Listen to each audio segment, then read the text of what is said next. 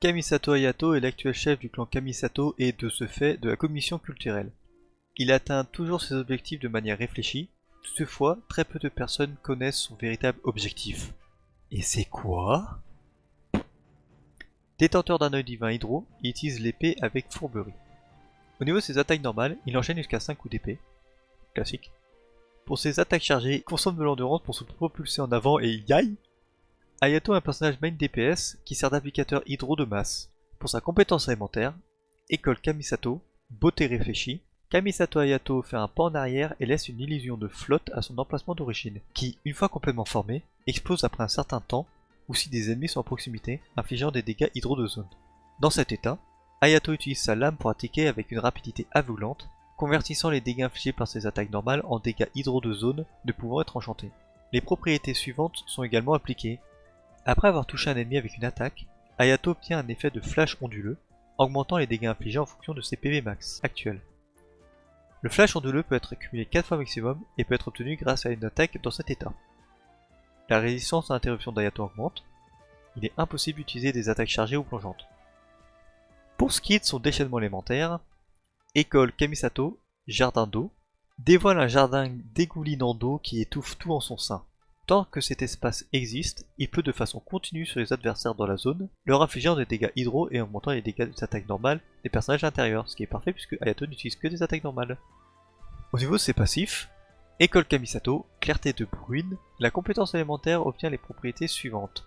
2 cumuls de flèches onduleuses sont accordés lors de l'utilisation. Quand une illusion aqueuse explose, Hayato obtient un effet de flash onduleux équivalent au nombre maximum de cumuls possible. Pour son deuxième passif, école Kamisato, avènement de la pleine lune. Lorsque Kamisato Hayato fait partie de l'équipe et n'est pas déployé, et s'il possède moins de 40 points d'énergie, il récupère 2 points d'énergie toutes les secondes. Au niveau de ses équipements, sa meilleure arme est la lune ondulante de Futsu, offre tout ce que Hayato a besoin, du taux critique, un bonus de dégâts élémentaires et au moins des dégâts d'attaque normale, c'est parfait, c'est son arme de signature, c'est très bien. Au niveau des armes qui sont très bons avec lui, le coupeur de jade primordial donne du taux critique et match très bien avec la compétence élémentaire car elle donne aussi des PV et en plus un bonus d'attaque en fonction de ses PV, c'est bien. Sinon le reflet de tranche brume fait très bien le café, il donne du dégât critique et un bonus de dégâts élémentaires. Pour ces armes qui sont relativement bons avec lui, nous avons l'épée noire qui donne du taux critique et en plus permet de se soigner en infligeant une attaque renforcée. Le tranche sommet qui donne beaucoup d'attaques si vous êtes protégé par un bouclier. Le rugissement du lion qui donne de l'attaque et augmente les dégâts infligés aux ennemis affectés par les éléments pyro ou électro, pratique dans une composition basée sur la réaction d'électrocution. Le Kago Tsurubushi, bon bref, donne pas mal d'attaques et augmente les dégâts régulièrement. La lame de la voûte d'azur, qui donne de la recharge d'énergie, bon c'est pas ouf, et augmente le taux critique de 4%.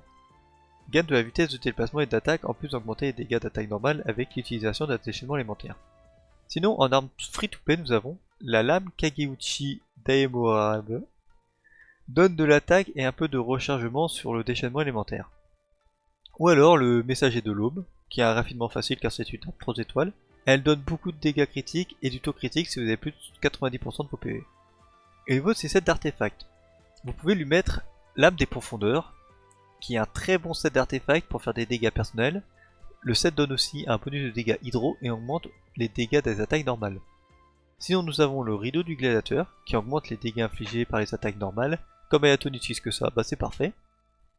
L'écho d'une offrande, a priori le ping affecte les performances, donc si vous avez une co de merde, eh ben c'est pas terrible. Par contre, si vous avez une très bonne co, c'est le set qui fournit le plus de dégâts. Vous pouvez faire un mélange entre 2 pièces âme des profondeurs et 2 pièces attaque %. Ce n'est peut-être pas aussi fort que les ensembles de 4 pièces mentionnés plus tôt, mais si vous avez des meilleurs substats, ça peut quand même le faire.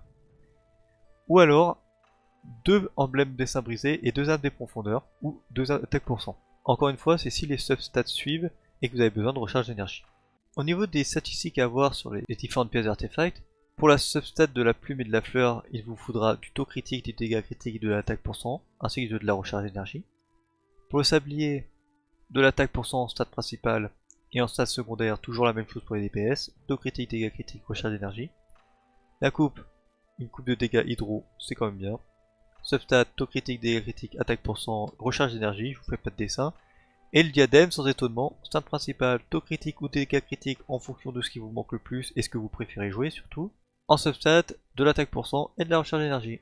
Au niveau de ces équipes, alors je vais vous présenter quelques teams. Nous avons une team où Hayato, ça sera le solo carry, donc ça sera lui qui sera là pour faire les gros dégâts.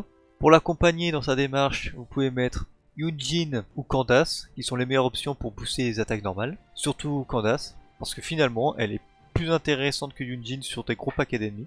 Pour accompagner le flux de dégâts, vous avez Xingqiu ou Yelan, et Mona, que vous aurez probablement une fois, un jour dans votre vie, à force de perdre des 50-50. Donc si vous voulez la caser quelque part, vous pouvez la caser dans cette équipe. En second personnage qui l'accompagne, nous avons un personnage Anemo pour la dispersion et la baisse de résistance élémentaire des ennemis grâce au set Verte Chasseuse, je me répète souvent, le set est trop bien. Donc c'est Sucrose, Kazuha, Venti ou alors Jin. Si vous voulez du heal, Sayu peut faire l'affaire aussi. Et en dernier personnage, le fameux qu'on ne présente plus, Bennett. Et si vous n'avez pas envie d'utiliser Bennett parce qu'il vous est trop précieux et que vous l'utilisez ailleurs, vous pouvez mettre le Zong avec son énorme shield pour la protection. Et voilà. Sinon, il y a une autre variante. C'est Hayato Taser, donc qui est basé sur la réaction d'électrocution. Donc Hayato le BG des sables, toujours ici. Ensuite, je vous conseille d'avoir deux personnages électro pour infliger l'état électro en masse. Donc par exemple Fischl ou Beidou. Ou bien tous les électros que vous avez, un mix dans n'importe quel ordre, on s'en fiche. Par exemple Fischl, Yaemiko c'est très bien. Yaemiko, Kukishinobu c'est très bien aussi. Prenez ce que vous avez. Et en tant que dernier personnage, le traditionnel Bennett. Ou alors un personnage Anemo pour la dispersion élémentaire. Prenez un personnage Anemo healer si jamais vous n'avez pas de soins dans votre team. Mais si vous avez Kukishinobu dans votre team, alors vous pouvez vous passer du heal et prendre Kazuha ou Sucrose pour orienter un peu de contrôle et dégâts. Sinon, nous avons une variante Hayato Gel. Dans cette fois-ci, il vous faudra un personnage Cryo, Rosalia, Kaya ou Ganu, ce qui est un peu du gâchis, mais elle peut faire support Ganu. Vous utiliserez Ayaka uniquement si vous jouez Ayaka en main DPS, et dans ce cas-là, ça sera Hayato qui sera support. En second personnage, un personnage Anemo pour les mêmes raisons que je cite depuis le début, parce que l'élément Anemo c'est le plus fort du jeu, hein, qu'on se le dise. Et en dernier personnage support de préférence, c'est assez flexible. Donc soit vous optez pour de la protection avec un personnage Cryo, Diona pour le heal et la protection, et Layla juste pour la protection et un peu de dégâts supplémentaires. Sinon, si vous vous en fichez de la protection et du heal, vous pouvez mettre Shen-E qui booste considérablement les dégâts d'attaque Cryo. Ça c'est si vous jouez Ayaka. Ou un healer Hydro, parce que le soin c'est important. Sinon nous avons probablement l'une des meilleures teams je crois d'Hayato, basée sur la réaction d'évaporation. Vous utilisez Xianling en sub DPS.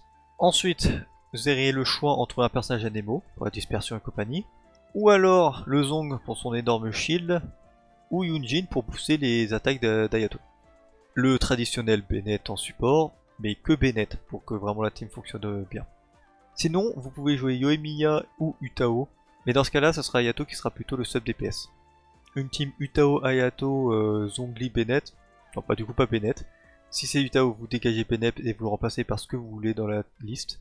Et si c'est Yoimiya, Yunjin pourrait être très bien. Et sinon, puisque le Dendro est arrivé, il y a une petite variante Hayato Dendro.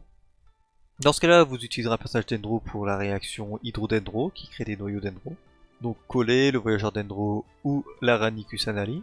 Ensuite, selon ce que vous voulez faire comme type de réaction, soit un personnage électro, donc Fischl, Raiden ou Kukishinobu pour l'exubérance, ou alors si vous voulez faire tout péter dans le feu des flammes, eh ben vous utiliserez Thomas ou Xiangling pour les réactions de bourgeonnement.